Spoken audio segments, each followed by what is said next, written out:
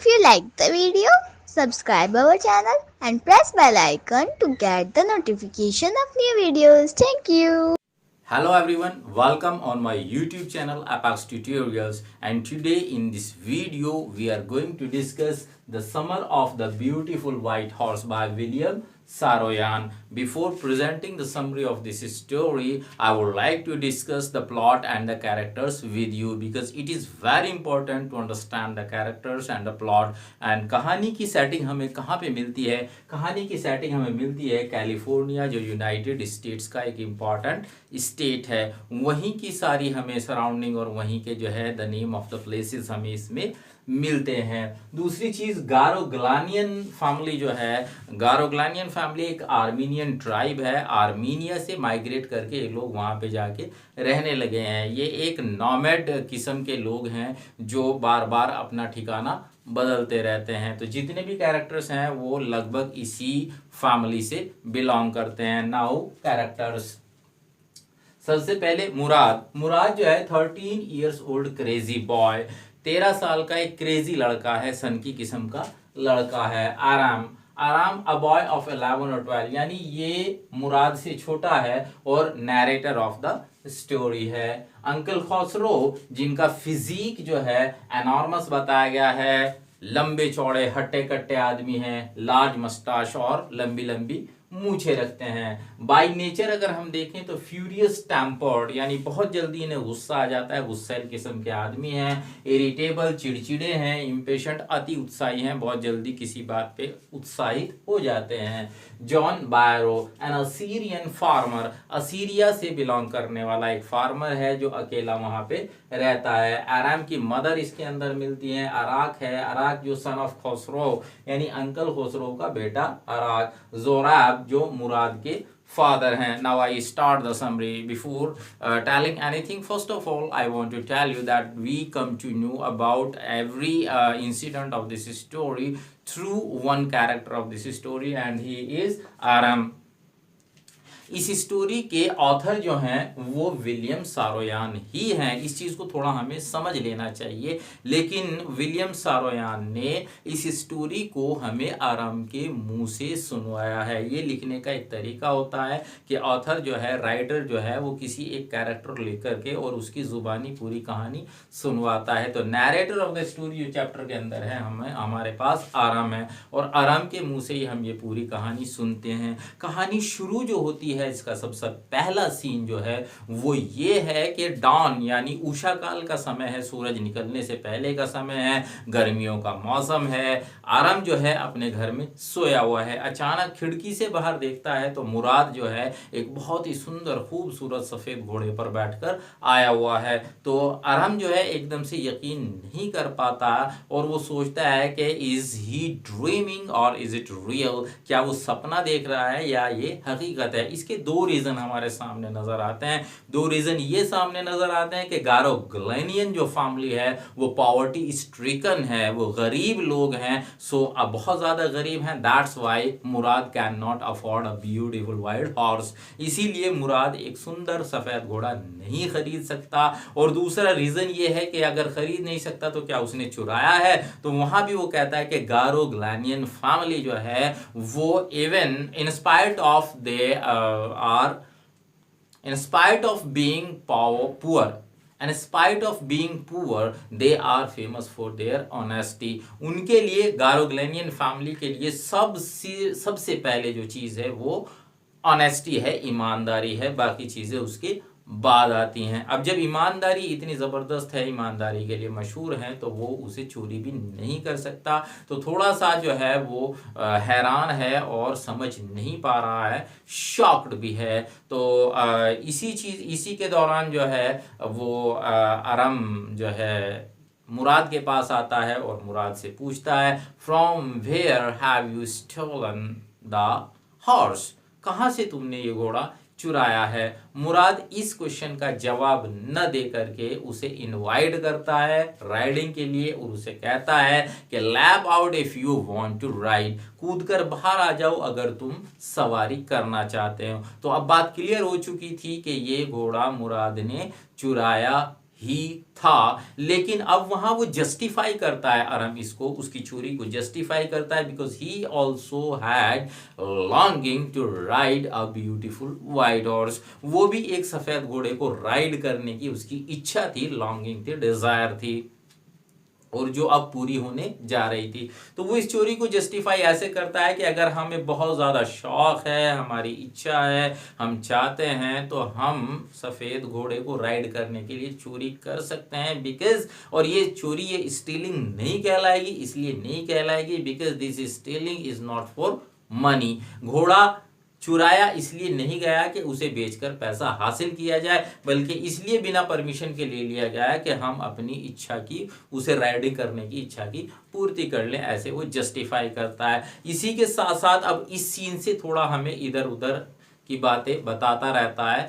यहाँ से हम इस सीन को पॉज करते हैं और यहाँ आराम हमें बताता है कि वो लोग जो है उस साल कहाँ रह रहे थे। वो लोग वॉलनट एवेन्यू नाम का जो एक कस्बा है उसके आउटस्कर्ट पे, उसके बॉर्डर पे, उसकी सीमा पे, उसके बाहर रह रहे थे। चूंकि आपने देखा होगा कि नोमैड टाइप के जो लोग होते हैं शहर के या बस्ती के बाहर किनारे पर ही ये लोग अपना बसेरा करते हैं। तो उसी चीज को बता रहा है कि हमारे घर के पीछे जहां वो रह रहे थे क्या था, कंट्री यानी गांव था, और वाइन यार्ड्स था यानी कि अंगूरों की बेलें थी, ऑर्चर्ड था यानी बागीचे थे, और इरिगेशन डिचेस थी। इसके अलावा और हमें वो फिर वापस उसी सीन पे ले जाता है और कहता है कि 3 मिनट के अंदर हम लोग जो है ऑलिव एवेन्यू पहुंच गए थे राइडिंग करते हुए। घोड़ा बड़ी अच्छी स्पीड से दौड़ रहा था, दोनों घोड़े पर सवार थे, और एंजॉय करते करते मुराद जो है बड़ी जोर जोर से चिल्लाने लगा था मानो वो गाने गा रहा हो। तो अब वो इस चीज को देख करके बोलता है कि मुराद जो है वो इस फैमिली की जो क्रेजी स्ट्रीक है, जो सन की पीढ़ी है, उसका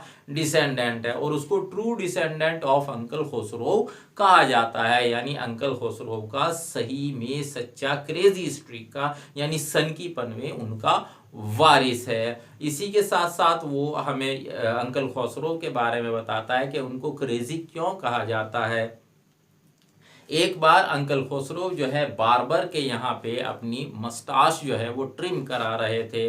अचानक से उनका बेटा अराक जो है वो वहां पे पहुंचता है और उनको बताता है कि their own house was on fire, कि हमारा मकान में आग लग गई है। तो अंकल खुसरो का एक पैट डायलॉग है, it is no harm, pay no attention to it. इतना सुनने के बाद भी अंकल खुसरो ने बिल्कुल वो कोई भी रिएक्शन नहीं दिया और यही कहा कि it is no harm, pay no attention to it. ये सुनकर के बार्बर जो है वो भी थोड़ा सा हैरान हो जाता है और वो अंकल खुसरो को ये रियलाइज करने की कोशिश करता है, रिपीट करता है कि आपके अपने घर में आग लग गई है। तो उसके बावजूद भी अंकल खुसरो जो, ये थोड़ा सा हमें यहाँ पे ह्यूमर भी नजर आता है, और इससे हमें ये भी पता चलता है कि अंकल खुसरो कितने क्रेजी हैं। Enough, it is no harm I say, यानी मैंने कहा ना कोई भी नुकसान नहीं है तो नहीं है। अंकल खुसरो के बाद अब वो जोराब के ऊपर आता है। जोराब जो मुराद के फादर हैं। मुराद की बात बताता है कि मुराद क्रेजी है, लेकिन मुराद के जो फादर हैं जोराब, वो बहुत ही प्रैक्टिकल आदमी हैं, और वो ज़रा सा भी उनका जो है बिहेवियर जो है, उनकी सोच जो है वो मैच नहीं करती है। तो यहाँ पे वो कहता है कि a man could be the father of son's flesh, but that did not mean that he was also the father of his spirit। यानी आदमी अपने बेटे के हाड़ मांस का पिता हो सकता है, लेकिन ज़रूरी नहीं कि जो सोच, जो व्यवहार, जो नेचर उस आदमी का हो वही उसके बेटे का भी हो। तो यहाँ पे थोड़ा सा और ह्यूमरस हमें लगता है। आराम हमें बताता है कि जब स्पिरिट्स उनके गारोग्लेनियन फैमिली में ईश्वर जो है स्पिरिट्स डिस्ट्रीब्यूट करते हैं, तो यहाँ 2 वोकैबुलरी के बड़े प्यारे से वर्ड्स हमें मिलते हैं, कैप्रिशियस और वाग्रेंट। तो वो कहता है कि ये हमारे गारोग्लेनियन फैमिली में जब स्पिरिट्स का डिस्ट्रीब्यूशन होता है तो सन की और आवारा किस्म की स्पिरिट्स सबसे पहले दी जाती हैं। और again he moves to the riding, फिर से हम राइडिंग सीन के ऊपर आ जाते हैं, और मुराद जो है अब बोलता है कि अरम तुम उतर जाओ, मैं अकेले सवारी करूँगा। अरम का भी मन होता है, उसकी भी इच्छा होती है कि मैं अकेले सवारी करूँगा। मुराद बोलता है कि it depends on the horse, ये हॉर्स पर डिपेंड करता है कि वो तुम्हें अकेली सवारी कराएगा या नहीं कराएगा। Aram speaks, horse will let me, यानी हॉर्स मुझे सवारी कराएगा। अब यहाँ मुराद कहता है कि because you are not so much trained you can not control the horse, चे तुम इतने ज़्यादा जो है ट्रेंड नहीं हो, हॉर्स को कंट्रोल नहीं कर सकते हो। बोले मैं करना सीख लूँगा। तो अब वो कहता है कि इसके लिए तुम्हें 1 साल लगेगा और तुम्हें 13 साल का होना ज़रूरी है। इसके बाद मुराद जो है अकेला घोड़े पर सवार हो जाता है, उसको किक मारता है और उसका नाम लेता है विजायर। और विजायर कहते ही घोड़ा जो है बहुत तेज रफ्तार से दौड़ पड़ता है। और फिर वापस जब वो घोड़े को लेकर के आता है तो अरम बोलता है कि अब मेरी टर्न है, मैं इसकी सवारी करूंगा। तो वो मुराद अरम को बोल देता है, बैठा देता है और अरम को बोलता है कि इसकी मसल्स में किक करो। जैसे ही अरम उसकी मसल्स को किक करता है, घोड़ा फिर से बहुत तेज़ी से दौड़ने लगता है। लेकिन चूंकि अरम वेल ट्रेंड नहीं है, अरम को हॉर्स को कंट्रोल करना नहीं आता है, तो घोड़ा जो है अपनी मर्जी से इधर उधर दौड़ने लगता है और वो जो अंगूर की बेलें होती हैं उनको ख़राब कर देता है। और उनको ख़राब करने के बाद थोड़ी दूर भागने के बाद अरम कंट्रोल नहीं कर पाता और अरम गिर जाता है। मुराद उसके पास आता है और उसको बोलता है कि इस टाइम मुझे तुमसे ज़्यादा घोड़े की चिंता है और तुम जल्दी से उठो, तुम इधर से निकलो, मैं उधर से जाता हूँ और सबसे पहले घोड़ा देखते हैं। थोड़ी देर बाद वो घोड़ा उनको मिल जाता है। अब वो बोलता है मुराद के सुबह होने वाली है, लोग उठ जाएंगे और उन्हें देख लेंगे इस घोड़े के साथ, इसलिए इस घोड़े को कहीं छोड़ना ज़रूरी है। अरम उससे पूछता है कि हम इस घोड़े को कहाँ छोड़ेंगे, तो मुराद बताता है कि मैं एक जगह जानता हूँ। वो जगह फटवेजियन नाम के एक किसान की जगह है जो कभी बहुत बढ़िया लहलाते हुए खेत हुआ करते थे, लेकिन अभी वो बंजर हैं और वहाँ पे बाण है। बोला मैं इसे वहाँ जाके बांध दूंगा। इससे अरम को पता चलता है कि Mourad had the horse for a long time, that's why. वो उससे कहता है कि लंबे समय से घोड़ा तुम्हारे पास है, चूंकि तुम इसे बांधने की जगह भी तुमने देखी हुई है। इसी के साथ मुराद जो है उस घोड़े को छोड़ने जाते हैं। उस घोड़े को छोड़कर वो वहाँ से आ जाते हैं। तो अरम उससे पूछता है कि कितने टाइम से घोड़ा तुम्हारे पास है, कब से राइडिंग कर रहे हो। तो मुराद उसे बोलता है ओनली दिस मॉर्निंग, आज सुबह से ही। अरम उसे बोलता है कि तुम सच नहीं बोल रहे हो। तो मुराद बोलता है हाँ बिल्कुल भी नहीं, लेकिन अगर कोई पूछता है, हम किसी को मिलते हैं तो हमें यही कहना है, हम दोनों झूठे साबित ना हो, इसलिए हमें यही कहना है कि आज सुबह ही हमें ये घोड़ा मिला और आज सुबह से ही हम इसकी राइडिंग कर रहे हैं। अरम अपने घर पहुंच जाता है। तो घर पहुंचने के बाद अंकल खुसरो बैठक के अंदर बैठे हुए हैं। उसी टाइम पे जॉन बायरो नाम का जो असीरियन फार्मर है वो वहां पे पहुंचता है। अरम की माँ, वो एक्वेंटेड है, उनका जान पहचान वाला है, उनके रिलेशंस हैं आपस में। तो अरम की माँ उसके लिए तंबाकू और चाय लेकर के आती है। वो बताता है कि 1 महीना पहले उसका वाइट हॉर्स जो है वो चोरी हो गया है। तो अंकल खुसरो चूँकि वहाँ पे मौजूद हैं, and we come to know that already we knew that he is a crazy person and many times he uses his pet dialogue, it is no harm, pay no attention to it, the same he repeats here. यहाँ भी वो यही कहता है कि कोई नुकसान नहीं है और तुम इसकी और ध्यान मत दो। बायरो जो कहता है, जॉन बायरो बोले घोड़ा मेरा चोरी हो गया, मेरी सरे जो है, मेरी गाड़ी जो है सब्जियां ढोने की, अब वो बेकार हो गई है, 10 मील तक मुझे पैदल चलना पड़ता है। तो अंकल खुसरो उसको डांट देते हैं। वो थोड़ा नाराज़ होकर वहाँ से चला जाता है। उसके जाते ही अरम दौड़कर जो है मुराद के पास पहुंचता है। मुराद जो है उस टाइम पेड़ के नीचे बैठा हुआ है और रॉबिन एक पक्षी, एक बर्ड होती है, उसके इंजर्ड जो विंग्स हैं उनको रिपेयर कर रहा होता है। अरम जाकर उसको सारी बात बताता है। मुराद कुछ नहीं बोलता और चुपचाप उसकी बातें सुनता रहता है। अरम उसे कहता है कि तुम क्या अभी घोड़ा वापस कर दोगे, जैसे पता चल गया है और जॉन बायरो घर तक पहुंच गया है। और वो कहता है कि अभी तुम घोड़ा वापस नहीं करोगे जब तक मैं उसको राइड करना नहीं सीख जाता। मुराद कहता है कि तुम को उसे राइडिंग करना सीखने के लिए तकरीबन 1 साल लगेगा। तो अरम कहता है कि 1 साल तक हम रख सकते हैं। तो मुराद बोलता है, बोले नहीं 1 साल तक नहीं, तुम क्या मुझे चोरी करना सिखाओ, तुम क्या एक गारोग्लेनियन फैमिली के आदमी को चोर बनाना चाहते हो। वो बोलता है कि तो तब तुम कब तक, बोले ठीक है 6 महीने तक हम उसे रख सकते हैं, तब तक तुम राइडिंग सीख जाओगे। लगभग 2 हफ्तों तक वो इसी तरह से सुबह में राइडिंग करते रहे और सूरज निकलने से पहले वो उसे उस बाण में फटवेजिन जो किसान, फटवेजिन नाम के किसान का जो बाण था वहाँ जा कर के बांध देते थे। एक दिन क्या हुआ कि जॉन बायरो उन्हें रास्ते में मिल जाता है। अरम थोड़ा घबराता है, मुराद घबराता नहीं है। मुराद उसे बोलता है I have the way with the farmers, मुझे किसानों से बात करना आता है, तुम चुप रहना, घबराना मत। जॉन बायरो आता है, मुराद जरा सा भी नहीं घबराता और जॉन बायरो अपना घोड़ा देख के थोड़ा हैरान हो जाता है। But he also knew that both the boys belong to Garoghlanian family, और गारोग्लैनियन फैमिली का कोई बंदा चोरी नहीं कर सकता। तो इसीलिए उसके रिस्पेक्ट में वो उन्हें नहीं कहता है कि ये घोड़ा उसका था।